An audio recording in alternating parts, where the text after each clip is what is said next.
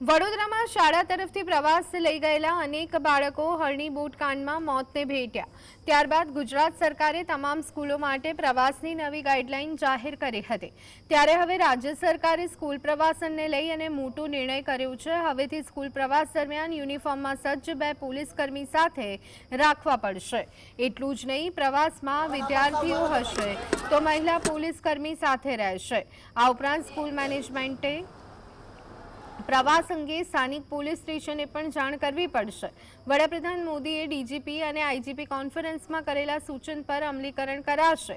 Police મહાનિર્દેશક અને મુખ્ય પોલીસ અધિકારી વિકાસ સહાયે રાજ્ય સરકારના શિક્ષણ વિભાગના અગ્ર સચિવને એક પત્ર પાઠવ્યો છે। આ પત્રમાં અન્વયે રાજ્યની તમામ સરકારી, અર્ધ સરકારી અને ખાનગી સ્કૂલના આચાર્યને પણ સૂચના આપવામાં આવી છે, જેમાં વિદ્યાર્થીઓ માટે આયોજિત થતા પ્રવાસ, ટૂર, પિકનિક, મુલાકાત દરમિયાન ગણવેશધારી 2 પોલીસ કર્મચારીને સાથે હાજર રાખવાનું કહેવાયું છે।